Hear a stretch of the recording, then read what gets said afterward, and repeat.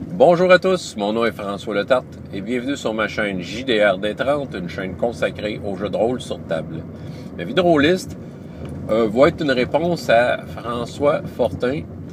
J'ai eu une conversation avec lui sur Facebook, là, Messenger, puis c'est sûr, à un moment donné, la conversation, la réponse que je devais y donner, c'était venu un point où je lui ai dit c'est trop long à écrire ce que j'ai à t'écrire, donc je vais le dire dans une vidéo. Parce que c'est sûr, j'ai pas le temps d'écrire si longtemps que ça, mais j'ai le temps dans mon char de vous parler. Donc, puis je trouvais ça assez pertinent pour le partager avec tout le monde. Je trouvais que la conversation était intéressante. C'est en lien avec la vidéo que j'ai publiée la dernière. Je parlais qu'est-ce qu'un bon univers, bon tout ça. Puis à travers ça, je racontais que, mettons, un bon univers, c'est entre autres que les joueurs, tu sais, on a décidé ensemble, qu'on se rencontre, puis tu sais, tout le monde discute un peu de ce qui s'attend dans l'univers qui va être joué. Je pense que François a un peu accroché là-dessus.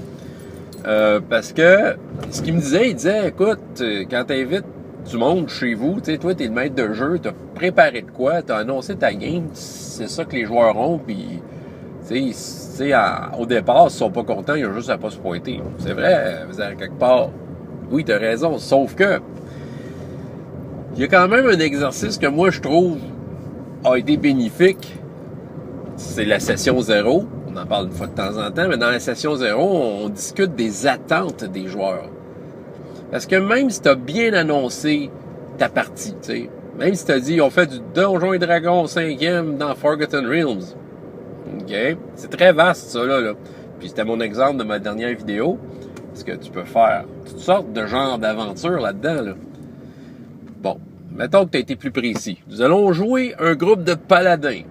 OK, tu sais, déjà, on a une orientation sur le genre de campagne. C'est sûr que si dans ton annonce, tu divulgues le plus d'informations possible, c'est sûr que la session 0 va être un peu plus courte parce que les joueurs qui ont dit oui à ça vont déjà être d'accord avec ce qui est dans l'annonce, vont déjà être, tu sais, théoriquement, ils sont là pour jouer ce qui est écrit dans l'annonce.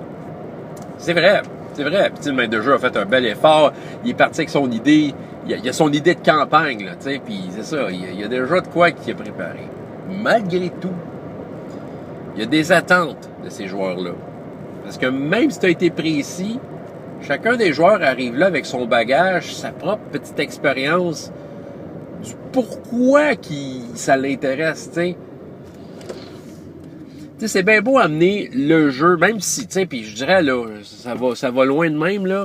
Mettons que c'est les joueurs qui disent « Hey, on aimerait ça jouer à tel jeu avec toi. » Je vais vous donner un exemple que je vais répéter dans ma vidéo. Mettons, Force et Destinée, parce que François, il en parle ces temps-ci, d'après moi, il veut faire jouer à ça. Tu sais, les joueurs vont te voir dire « Écoute, t'es un bon maître de jeu, et j'aimerais ça que tu nous fasses jouer à Force et Destinée de Star Wars. » Tu sais, il y en a qui, les maîtres de jeu, vont dire « Oui à ça. » Parfait. Les joueurs ont demandé un jeu précis. Pas pire. T'sais, on s'attend qu'ils sont intéressés. OK? Puis que c'était un bon univers pour eux. Malgré tout, s'ils l'ont demandé, s'ils comptent quoi en tête? Ils ont leur propre... Comment je pourrais dire? Ils ont leur propre raison de vouloir jouer ce jeu-là. Tu mets ça entre les mains d'un maître de jeu, lui, il a un surplus de préparation à faire, c'est sûr. Il va préparer un scénario, il va comme... tu sais, il y a un travail à faire. Puis, tu sais, qui n'est pas dénigré, là. Tu sais, il est scénariste, réalisateur. C'est ça un peu l'exemple qu'il me disait, François, dans la conversation. C'est vrai. Puis, tu sais, c'est bien plate de briser un peu les plans du maître de jeu. Bon, on le sait très bien qu'aussitôt que la partie va commencer, les plans vont briser de toute façon. Mais, tu sais, ce qui a été fait au préalable, ça serait bien plate que ça soit tout brisé. Mais en même temps, ça serait bien plate que les attentes des joueurs ne soient pas comblées. Parce que ça sert à rien de préparer de quoi de super gros si au bout de la ligne, tes joueurs font la baboune parce que il y a quelque chose qui fait en sorte que, tu sais, ils se sentent pas à leur place. OK? C'est important, surtout si t'es pour jouer, si c'est dans l'optique d'une campagne, tu sais, tu vas rester avec ces gens-là un bon bout de temps. C'est le fun de savoir un peu ce que le monde veut, tu sais. C'est de faire un peu leur liste de souhaits, puis de voir de quelle façon on peut les combler, là. c'est sûr que dans une séance unique, one-shot convention, on fait pas ça. Je veux dire, on a tout préparé d'avance, on a les personnages pré-tirés, puis c'est ça vous gobez aujourd'hui les joueurs. Bon.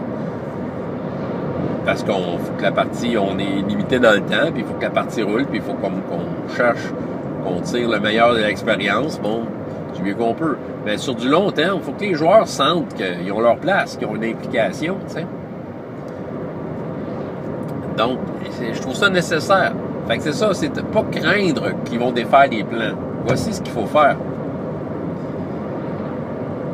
Je vais y aller plutôt avec un exemple, tiens. OK? Je vais y aller avec un exemple. OK? Ça va dans toutes les directions, mais ça, regarde, ceux qui me connaissent le savent. On va revenir à Force et Destinée. OK? T'annonces ça, ta game. Je vais faire jouer du Force et Destinée de Star Wars. Fait que déjà, là, bon, t'annonces un peu tes couleurs, hein? On a la force. Tu sais, t'as choisi le jeu qui est comme centré là-dessus. Ça va. On sait vers où tu t'en vas, à peu près. Parfait. Il y a des joueurs qui répondent à l'appel. Un de ces joueurs-là, il arrive autour de la table. Lui, là, son background de Star Wars, tu le sais pas encore. Mais moi, je te le dis, c'est quoi. C'est un joueur-là. Lui, là, qu'est-ce qu'il aime dans Star Wars? C'est les droïdes. Lui, là, il a tout écouté Star Wars parce qu'il tripe sur les droïdes. Il connaît leur nom, il les connaît tout par cœur, il peut t'en parler pendant des heures. Il aime ça, Star Wars en général, puis la Force trouve ça bien cool. Mais les droïdes, il y a un petit quelque chose pour lui. On va faire le scénario A.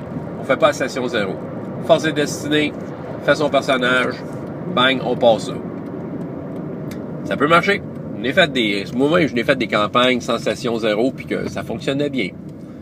Mais je l'ai fait aussi où j'ai senti la déception des joueurs, puis tu sais, c'était comme... Là, c'était sur le fait, là, on jouait quelque chose, puis tu sais, on sent que le joueur, tu sais, il trouve ça moins le fun, tu sais. Puis tu sais, tu sais pas trop pourquoi, tu sais. Bon, ça n'a pas été discuté. Fait que, mettons, notre joueur droïde, il fait partir son personnage quelconque dans l'idée que le maître de jeu a eu, là, bon, un Jedi noir qu'il faut combattre, côté obscur, toute la kit, bon. Tu sais, peut-être que le gars, ça va bien aller. Tant mieux. Mais peut-être que lui, il s'attendait à avoir plus de droïdes. Il l'a pas dit. Il s'est pas exprimé sur la chose. Il aime les droïdes. Il se dit, moi, quand j'écoute un film de Star Wars, il y a des droïdes. Mais peut-être que le maître de jeu, tu sais, il a pas préparé de quoi avec des droïdes. Tu sais, parce qu'il s'est concentré sur son Jedi noir, tu sais. Parce qu'il le trouve bien plus cool. C'est correct, là, je veux dire, c'est ça. Tu sais, le maître de jeu est animé par une idée, il est inspiré, il a mis du temps là-dessus. Le gars, un moment donné, il aurait aimé ça en voir des droïdes. Il aurait aimé ça, tu sais, comment... Tu sais, je sais pas, qu'il y ait un peu plus de droïdes. Tu sais, pour qu'il puisse sentir que il y a de quoi qu'il connaît, tu sais, puis ou qu'il est content de voir, tu sais. C'est ça.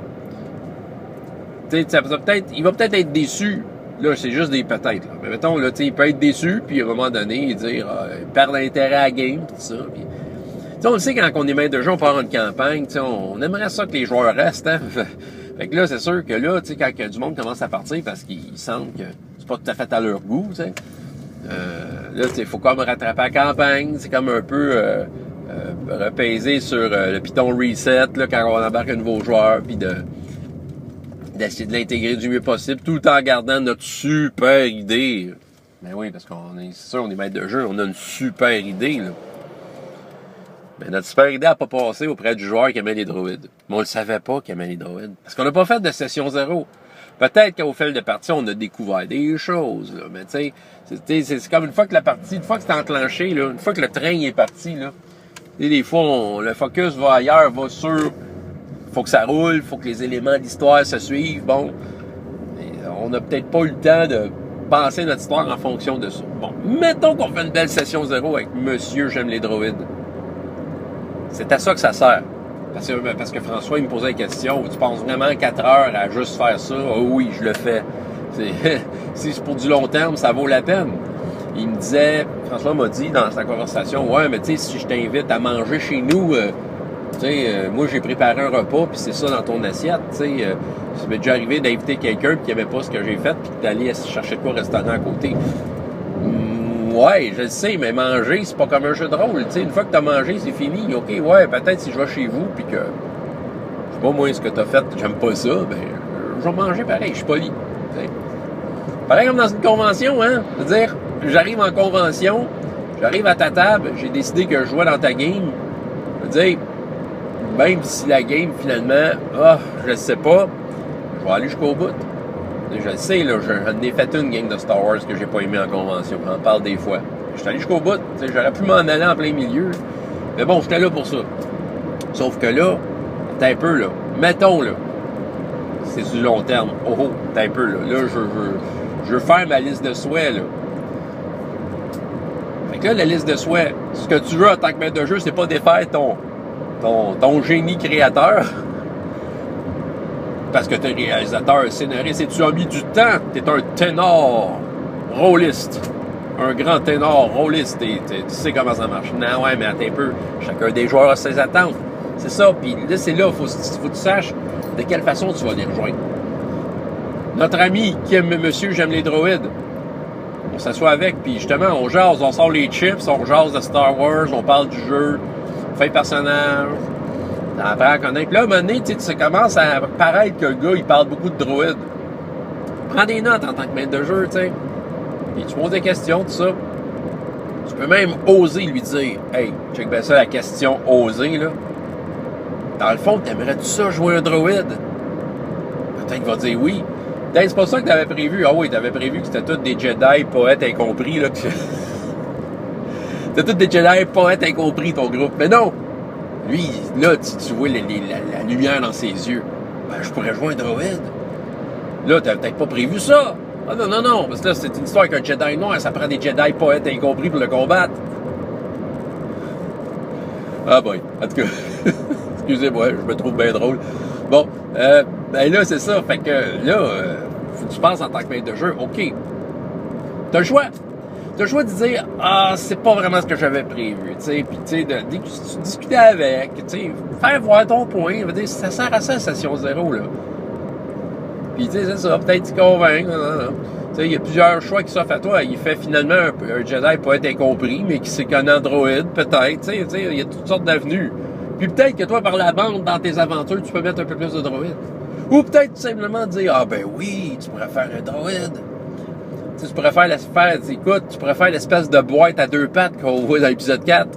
Puis le gars dit, oui, j'ai envie de faire ça, la boîte à deux pattes. OK. On va voir ce que ça va donner. Fait que là, t'avais pas prévu ça.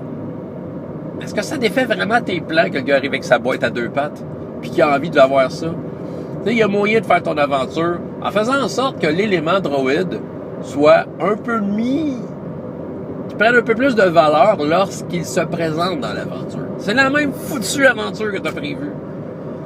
Mais le petit droïde qui apparaît quelque part dans le décor, peut-être qui va faire la différence pour ce joueur-là, à savoir, est-ce qu'il aime la partie ou pas. Tu sais, peut-être que peut-être si les droïdes deviennent importants, un peu plus importants, ils ont comme une part à jouer un peu plus dans l'aventure, peut-être que ce joueur-là va accrocher plus. Et c'est une façon d'essayer, de tenter à combler ses attentes. Fait que c'est ça. Là, j'ai pris un exemple extrême, un peu simpliste, mais je pense que, on se comprend, là. La session 0, ça sert à ça. C'est pas inutile.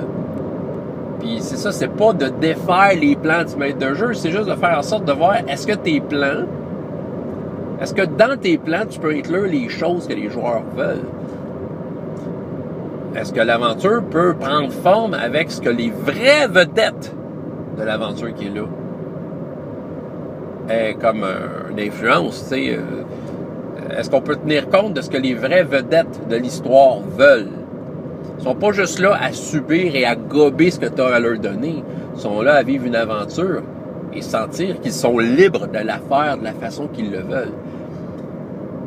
Puis que dans cette aventure-là, contient les choses qui les inspirent à vouloir aller à cette aventure-là. Parce qu'au départ, avant même qu'on commence, aussitôt qu'ils ont dit oui, on va être là pour jouer cette aventure-là, avant même qu'ils se présentent dans leur tête, ils ont déjà le film de ce qu'ils veulent. Ils ont déjà le pourquoi, si on parle de Star Wars, pourquoi ils aiment Star Wars. OK? Lui, il aime les droïdes.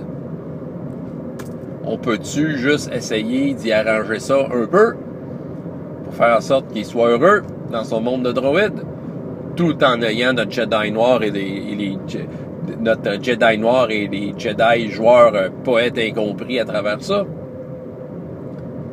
OK? C'est un peu ça l'idée. Qu'est-ce que je vais rajouter là-dessus? C'est sûr que, mettons, on fait une campagne bac à sable, c'est essentiel, la session 0. Parce que là, c'est basé, je vais vous dire, une campagne bac à sable va être, entre autres, beaucoup basée sur ce que les joueurs veulent faire. Tu sais, il n'y a rien de mal à savoir un peu d'avance, avant de commencer à la première journée de jeu, de savoir, OK, toi, ton elfe, c'est quoi son but? T'sais? J'en ai fait des aventures là même, puis c'est ça. En fait, là, autant que je le peux, je le fais cet exercice-là, parce que ça m'amène vraiment à des expériences beaucoup plus satisfaisantes. Dans le très, très intense, là, je vais vous le dire, là, la campagne de All for One que je fais en ligne, là, on est très, très, très intense là-dedans. On a un groupe Facebook qui est très actif sur la campagne, qu'est-ce qui se passe, puis en arrière, tu sais. Il y a eu, je vous dirais, beaucoup plus de temps passé à discuter sur Facebook que de jouer. Je vous le dis. Mais quand on arrive en jeu, là, c'est vraiment, là, tu sais, on est au diapason sur ce qu'on veut. Je vous ai parlé de ma dernière partie de Star Wars que j'ai commencé, c'est un peu ça. Tu sais, je suis parti un peu des joueurs, ce qu'ils font, puis tu sais, d'essayer de voir qu'est-ce qu'ils aimaient, c'est quoi leur désir, puis tu sais, dans quoi je vais sentir qu'ils vont être bons et valoriser, tu sais, que je vais valoriser leur personnage. Je l'ai fait à des fantastiques une fois, tu sais, que j'avais rien de prêt. J'ai tout simplement posé 2-3 questions à chacun des personnages. Pourquoi t'es là? Ah oui, tu fais ça? Ah oui, ah puis qu'est-ce qui t'est arrivé quand t'as fait ça? Tu sais, genre, comme les forcer à me sortir, à m'inventer des histoires de background. J'ai tout pris ça en note. Première partie, j'ai fait une game, puis les joueurs étaient tout à fait bien situés dans le game parce que je me suis complètement basé sur ce qu'ils m'ont dit. Ah, je me suis complètement mis à nu en tant que maître de jeu.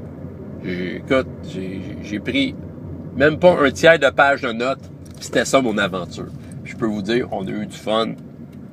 C'est-à-dire, ça m'a juste pris de recherche ou deux sur Pinterest pour une map ou deux, là, tu sais. Puis checker dans le livre des monstres des affaires qui fitaient. That's it. Il faisait ce qu'il voulait. Si tu prends une campagne du commerce ou de quoi de déjà fait, ou tu as déjà ton idée de fête, tu as déjà comme un peu ta campagne décrite, tu le sais que dans quelle étape va se dérouler les différents événements de ta campagne, puis tu as déjà, en tant que maître de jeu, le goût que les joueurs participent d'une façon bien particulière à chacune de ces étapes-là. Ouais. Je veux dire, c'est ça, mais tu sais, tu veux combler les attentes des joueurs à travers ça. C'est faisable, là. Je veux dire, c'est faisable, c'est juste comme de pas trop mettre de détails dans ta campagne ou de bien les connaître, au contraire. Puis de voir, OK, mais là, tel joueur, bon, on va revenir à notre ami droïde, il aime les droïdes, ben, tu sais, OK, c'est comme je l'ai dit, là, les aspects droïdes, on va peut-être mettre l'accent là-dessus, tu sais, il veut peut-être avoir ses petits moments droïdes dans chacune des aventures. Chaque joueur va se sentir valorisé, ses attentes, on tente de les combler, là. C'est pas garanti à 100%, mais tu sais, s'il sort de la game en ayant eu, tu sais, en ayant interagi avec des choses qu'il aimait de cet univers-là, tu sais, t'as des chances de te faire des heureux pis tout ça, puis ta campagne, ton histoire aura pas changé. Sûr, si le joueur arrive avec une histoire, une idée complètement folle, moi je vais être un droïde qui veut partir la révolte des droïdes, pis c'est pas ça que t'as prévu dans la campagne, mais t'as deux choix en tant que maître de jeu. T'as le malheureux choix de lui dire non, parce que t'es un grand maître de jeu, et t'as des idées géniales. Pis ça, c'est pas une idée géniale, la révolte des droïdes.